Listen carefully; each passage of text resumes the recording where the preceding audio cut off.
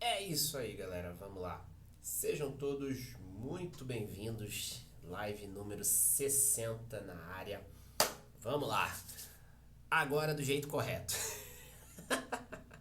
Agora com computador, celular, tudo bonitinho. Ontem peguei meu computador lá na casa do meu chefe. Tudo certo. É isso aí, galera. Vamos começar.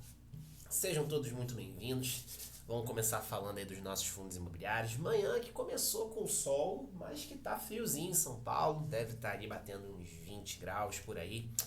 É isso aí, galera. Vamos lá, vamos começar aqui, vamos começar com tudo.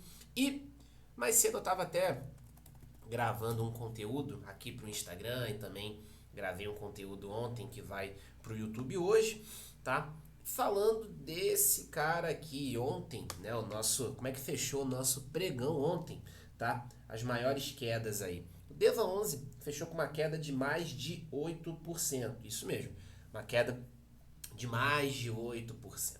E aí, pô, por quê? Né? Por quê? E aí vocês vão entender por que, que o Deva 11 fechou com essa queda de mais de 8%. Bom, para quem já está aí há um tempo no mercado, sabe que o Deva 11 tem ali, junto com a HCTR, TORD, VSLH, alguns probleminhas ali na carteira, alguns problemas de inadimplência e tudo mais, e daí conflito de interesse rolando solto também. Estava até lendo essa semana uma matéria que foi um amigo meu, que é cliente também aqui na XP, né, aqui na minha assessoria, ele me mandou falando sobre todo esse conflito de interesses ali, desvio de dinheiro e tudo mais. E daí a Devan, ela teve troca na gestão, né? Os gestores, os ex-gestores da Devan estavam processando ali a Fortsec e tudo, para poder tirar ela como securitizadora do Gramado Parks. E daí esses gestores eram dois gestores, eles foram destituídos.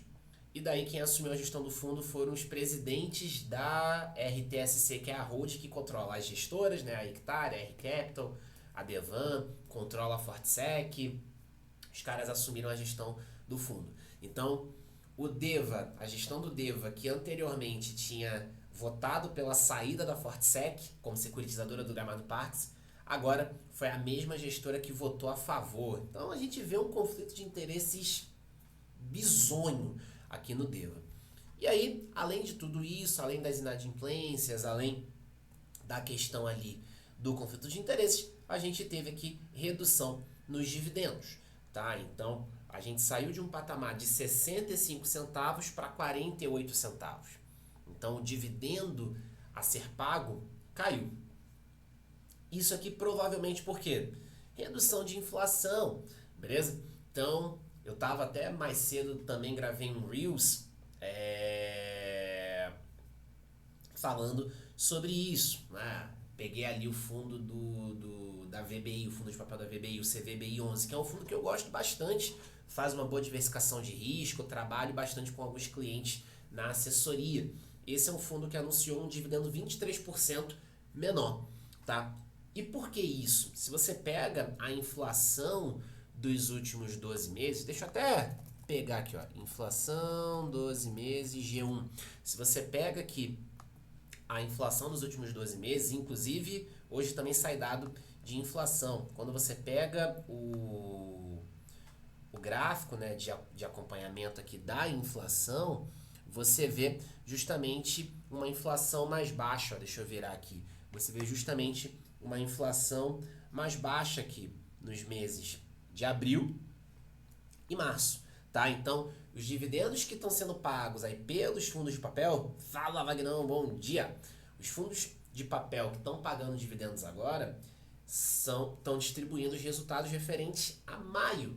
E aí, maio eu vou ter influência da inflação de abril e de março. Posso ter também um pouquinho ali de influência da inflação de fevereiro. Só que majoritariamente eu vou ter influência dessas duas parcelas aqui de inflação, que estão abaixo aqui do que a gente vinha tendo ali nos meses anteriores, beleza? Então, por conta disso aqui, a gente vai tender a ver ali fundos de papel pagando dividendos menores, correção monetária menor, dividendo menor, tá? Só que não significa necessariamente que a gente vai ter ali um problema no fundo, tá? No caso do CVBI que eu tô falando. No caso do DEVA, a gente tem todo problema ali de conflitos de interesses e tudo mais, tá? Mas o fato é, o mercado provavelmente reagiu de uma forma muito forte a essa queda no dividendo, porque se vocês olharem, a gente tinha aqui ó, um dividendo de 65 centavos, que foi pago em 15 de maio,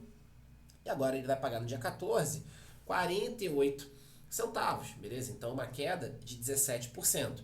Num fundo que está com diversos problemas de conflitos de interesse, num fundo mais arriscado, o mercado, querendo ou não, acaba precificando isso. E é o que eu falo, tá?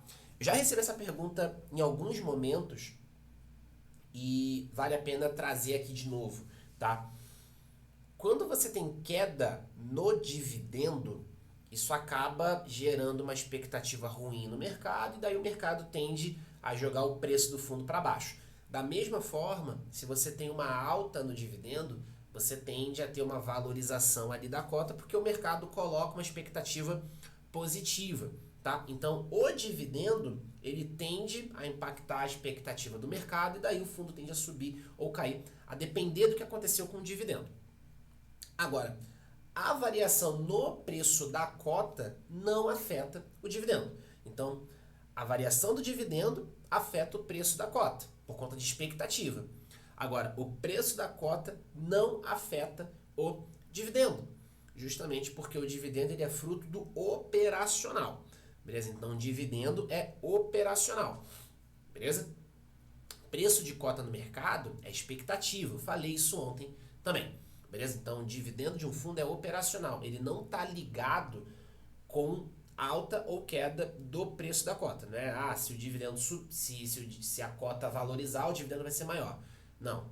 Na verdade, o que a gente observa é o seguinte. Quando o dividendo sobe, o mercado tende a valorizar o fundo. Quando o dividendo cai, o mercado tende a desvalorizar o fundo por conta de expectativa.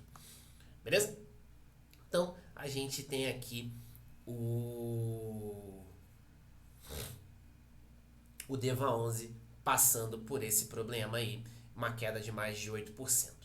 E aí eu vou até linkar com algo que eu falei ontem na live, que é a questão do dividend yield. Ontem eu trouxe ali um livro, peguei um trecho de um livro que eu tô lendo sobre fundos imobiliários e daí eu comentei sobre o dividend yield. Tá? Então se vocês olham o yield do DEVA 11, ó, DEVA 11 tá com yield aqui de 15%. Beleza? Tá com yield de 15%. Se você olha só o yield, você fala, caramba, pô, legal, 15%, pô, top, vale a pena, bacana, tá? Só que o que eu falei ontem? Faz uma análise combinando o yield e o PVP, tá? E o PVP, né? Lembra, PVP é o indicador que dá ali noção se um fundo tá barato ou caro. No meu método de seleção, método FQ, quem faz o FMR aprende lá sobre os critérios do método FQ. Quem faz lá o FMR e tudo mais, sabe que PVP é um dos critérios, tá? E o que eu adoto? PVP de pelo menos 0,8. Abaixo de 0,8, a gente tende a ter fundos com problema de fundamento. Então, olha o cenário aqui. Você tem um dividend yield de 15%, só que um PVP de 0,44, ou seja, um fundo que está ali com PVP baixo, que está bem desvalorizado no mercado. Por quê? Tá vendo como é que muda a análise? Eu vi um dividend yield de 15. Boa, o meu dividend yield está 15. Só que o PVP está 0,44, ou seja, no mercado o fundo está desvalorizado. Opa, peraí, por que esse PVP está baixo? O que está acontecendo com esse fundo para ter esse PVP tão baixo? Então é o que eu falo, né? PVP, por exemplo, para fundo de tijolo, não é a melhor métrica para você saber se um fundo está barato ou caro. Mas, de toda forma, quando você olha um PVP muito baixo, cara, deveria acender na sua cabeça um sinal de alerta. Pô, peraí, tá baixo assim por quê? Por que o fundo está desvalorizado no mercado? O que está acontecendo com esse fundo? Opa, peraí, então eu tenho um yield alto, mas eu tenho um fundo desvalorizado. E aí, cara, o que está acontecendo? O que será que está havendo? E aí, o investidor de bom senso, até parafraseando aqui esse livro, né, que é o Investidor de Bom Senso, que é um livro muito bom, inclusive, que é esse daqui, tá? Investidor de Bom Senso. O que o investidor deveria buscar? Opa, deixa eu entender melhor o que está acontecendo aqui. Então, faz essa análise conjunta do Dividend Yield com o PVP. Pega essa análise conjunta, que daí você consegue ver se aquele yield realmente está saudável ou não. Faz essa combinação que vai fazer bastante sentido.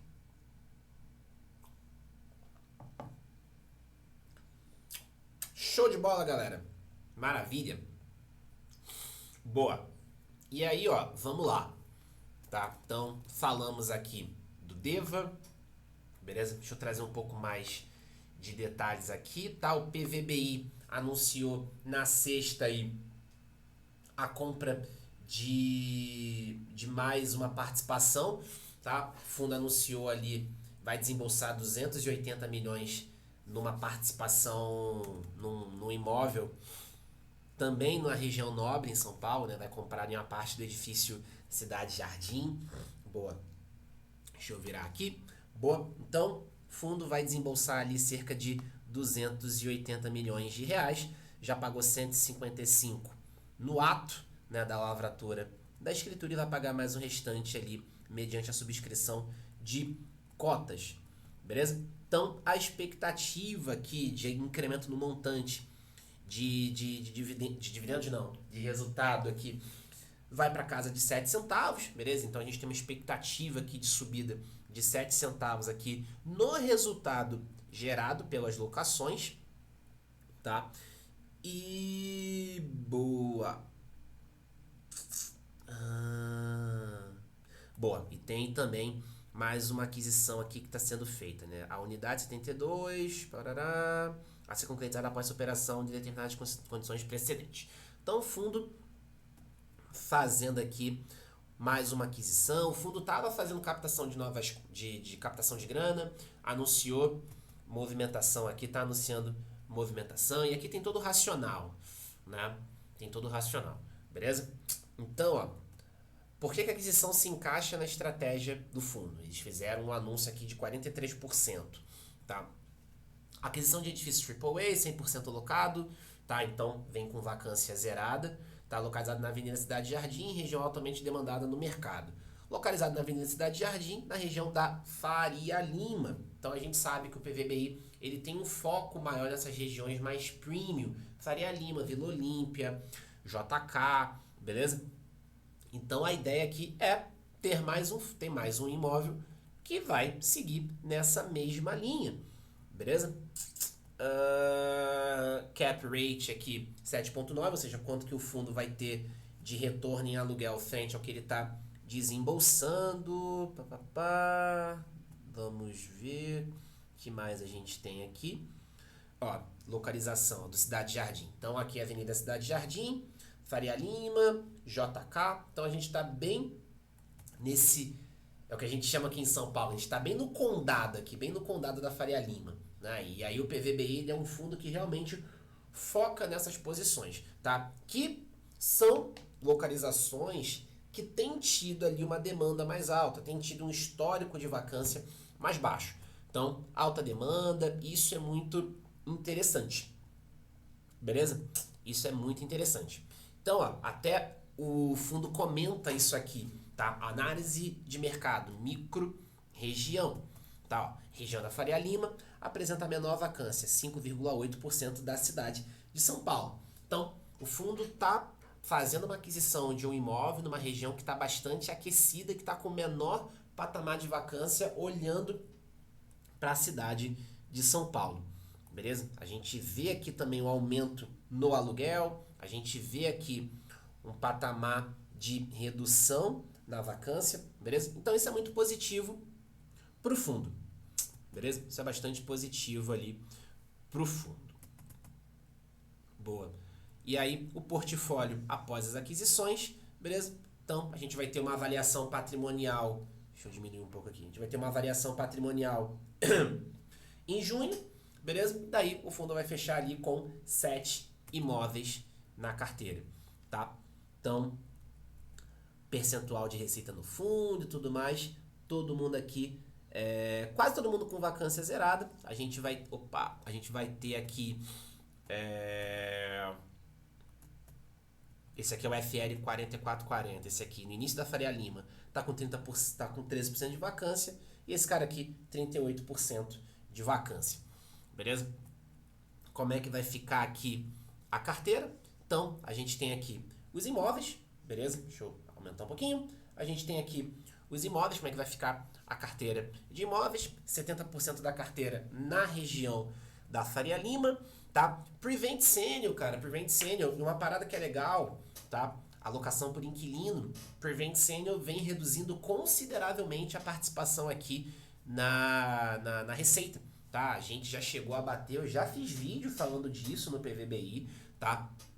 Chegou a bater quase 50% da receita, beleza? Então, quase 50% da receita do PVBI vinha da Prevent. E daí os caras têm vindo fortemente trabalhando em novas aquisições para reduzir também. Isso acaba, querendo ou não, reduzindo a exposição, beleza? Então a gente tem aqui, a gente saiu de um patamar ali de quase 50% de dependência para agora um patamar de 24%. Então isso aqui é muito interessante. E daí, como é que está a alocação por região? Faria Lima, Jardins, Vila Olímpia, regiões premium aqui em São Paulo, regiões que têm tido bastante procura, bastante demanda, são regiões bem localizadas, tá? E que tem ali um histórico de vacância mais baixo, beleza? Então é o que eu falo, localização importa, aqui a gente vê um movimento bem ativo de expandir o portfólio, reduzir participação, tá? De um determinado inquilino.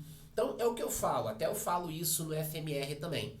Quanto mais imóveis você tem, quanto mais inquilinos você tem, mais distribuída fica a tua geração de receita. Então você fica menos dependente de um determinado inquilino. O PVBI, para quem pega ano passado, o PVBI ele tinha uma dependência de 50% da receita na Prevent Senior.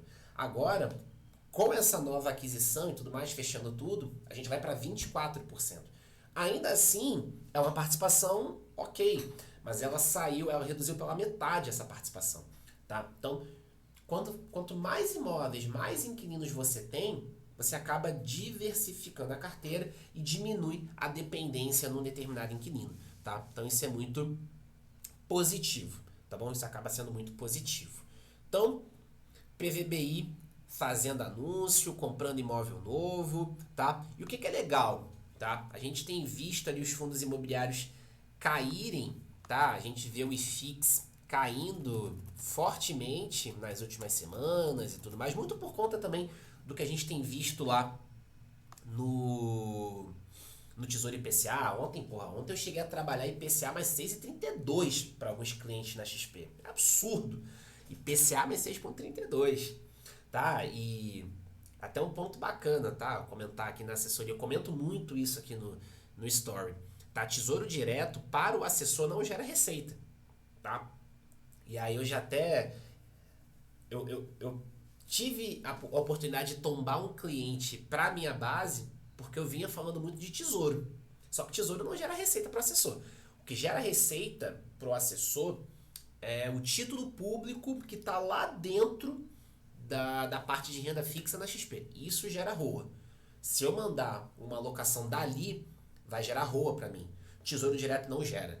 Só que, cara, você não encontra taxas boas na parte de título público ali da renda fixa da XP. Você não vai encontrar. Agora, na parte do Tesouro Direto, está lá, IPCA mais 6,32. Não gera receita, mas, cara, eu estou mandando muito Tesouro Direto para cliente meu, né? Porque faz muito sentido. Beleza? E aí, por conta de toda essa movimentação no Tesouro, a gente já está vendo ali um índice cada vez mais baixo, cada vez mais derretido. Só que não significa necessariamente que os fundos estão ruins. Porra, a gente acabou de ver aqui PVBI comprando imóvel, GGRC está comprando imóvel também, fundos fazendo muitas aquisições, aí a LZR já fechou 6 aquisições, VISC 11 fazendo muita aquisição, então o mercado para fundo imobiliário está muito aquecido.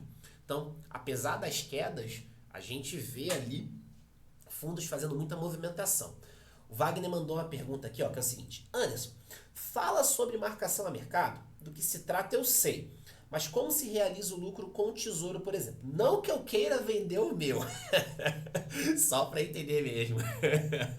Galera, para quem não sabe, tá, o Wagner, ele é um cliente meu aqui da assessoria, gente, e ele não me deixa mentir, tá? Eu tenho falado muito de tesouro, eu tenho uma comunidade com os meus clientes da assessoria, e daí praticamente todo dia eu tenho falado de tesouro. Aqui no Instagram, quem me acompanha me vê falando de tesouro também, tenho falado direto. Eu já dei aula, inclusive, sobre isso. Fui convocado para dar uma aula sobre marcação a mercado para o grupo de certificações de mercado que eu faço parte. Cara, como é que funciona basicamente a marcação a mercado? Deixa eu abrir aqui o site do Tesouro para a gente poder mostrar. Então, ó, isso aqui é referente a ontem, tá? Então, ó, deixa eu virar aqui para vocês. Isso aqui é referente a ontem, tá? Ó. Então, a gente tinha, ó, por exemplo, Tesouro IPCA mais 6,32. Beleza? Então, vamos supor que a gente fez uma alocação nessa taxa aqui, IPCA mais 6,32. E aí, tempinho passou, as coisas se assentaram, a gente passou ali para uma taxa de IPCA mais 5. Vamos supor, então eu comprei a IPCA mais 6,32 e fui para IPCA mais 5, por exemplo. Como eu comprei numa taxa mais alta do que a taxa atual no mercado, né, se eu pego e vendo, eu tenho um lucro. Por quê? O meu título tá numa taxa mais alta, né? Eu comprei a IPCA mais 6,32. Eu comprei numa taxa mais alta do que a taxa que está atualmente no mercado. Beleza? Então, eu paguei IPCA mais 5, eu comprei essa taxa. Se quando for vender tiver a IPCA mais 5, por exemplo, eu vou ter ali uma marcação a mercado positiva. Por quê? O meu título tem uma taxa maior do que a taxa atual de mercado. Então, se eu vendo nesse caso, eu tenho lucro. Eu tenho o que a gente chama de ágio. Tá? Eu tenho lucro. Então, se o seu assessor virar e falar, a gente pode dar uma saída com ágio, significa que você vai sair daquela operação com lucro. Isso significa sair com ágio. Tá? Se o teu assessor virar, vamos sair com ágio, a gente vai sair com lucro. Isso que significa. Beleza? E aí, vamos supor. A gente eu já tenho ouvido IPCA mais 7. Se bater IPCA mais 7, esquece fundo imobiliário. Só vou trabalhar. Eu já tenho trabalhado de tesouro a IPCA. Eu já estava trabalhando de tesouro a IPCA mais 6, IPCA mais 6,1. Imagina IPCA mais 7. Mas saibam, quem é cliente meu, saiba que eu só vou trabalhar tesouro. Esteja dito. Eu só vou trabalhar tesouro. Esteja dito. Mas enfim, vamos lá. Cara, já se fala hoje, por exemplo, em IPCA mais 7. Já escutei não uma vez só. Já ouvi várias vezes IPCA mais 7, já saiu matéria de IPCA mais 7, enfim. E aí vamos supor que bata IPCA mais 7. Então a gente comprou a IPCA mais 6,32, mas aí o mercado foi, IPCA mais 7. Se você sai nesse momento, você tem um prejuízo. Por quê? A taxa que eu comprei, ela é menor do que a taxa de mercado. Beleza? Eu comprei numa taxa menor que a taxa de mercado. Então, se eu vendo nesse momento, onde eu tenho uma taxa mais baixa, eu acabo tendo um prejuízo. Eu dou uma saída com deságio. Então, sair com deságio significa sair com prejuízo de marcação a mercado. Tá? Então, é assim que funciona. É por isso que quando você compra tesouro, você vê lá o teu patrimônio oscilando, né? E vocês achando que renda fixa era fixa, né? Tadinho. Mas é isso, né? Então, você vê essa oscilação justamente por conta da marcação a mercado.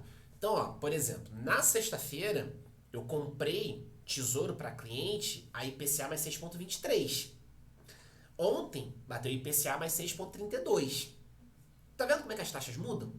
Então, teve cliente que eu comprei a IPCA mais 6, 6,06. Esse cara, ele tá vendo uma marcação a mercado negativa.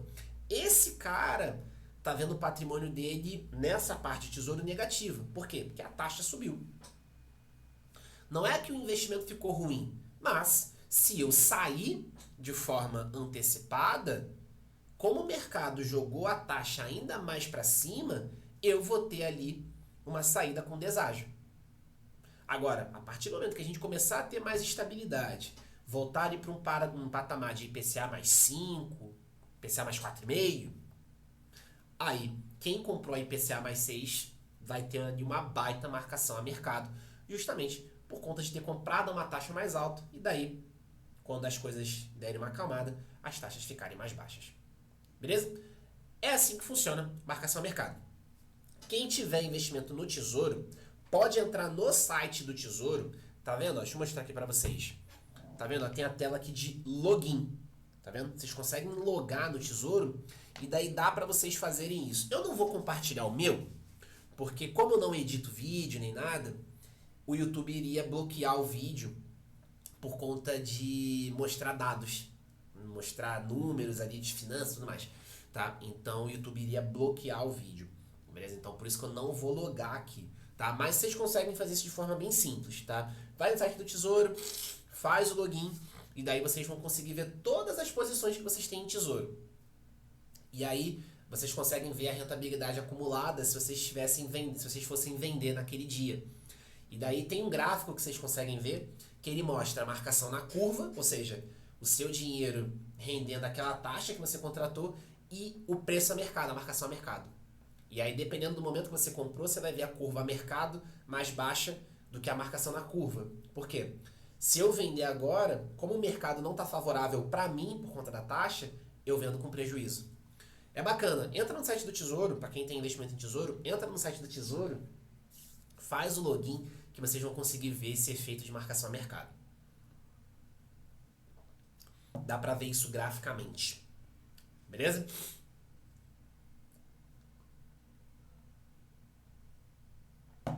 Dá para ver isso graficamente. Beleza? Maravilha, maravilha, maravilha. Show de bola.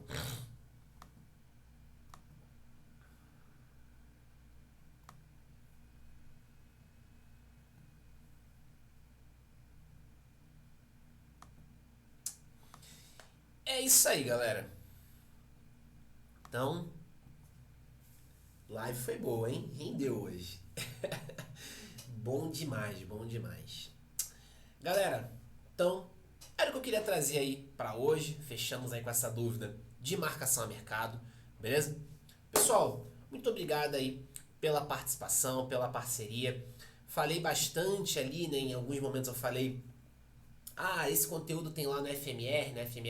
FMR é o meu curso de fundos imobiliários, tá? Quem tiver interesse, quem tá aí no YouTube, o link tá na descrição. Quem tá aqui no Instagram é só ir no link da minha bio, tá? Quem tiver interesse na minha assessoria, quem tá aí no Instagram pode me chamar, me manda uma mensagem. Quem tá aí no YouTube tem um formulário aqui na descrição do vídeo. Show? Galera, então é isso, beleza? Contem comigo, vamos pra cima. Uma excelente terça-feira. Bom dia, bom trabalho, bons negócios e é isso aí. Valeu!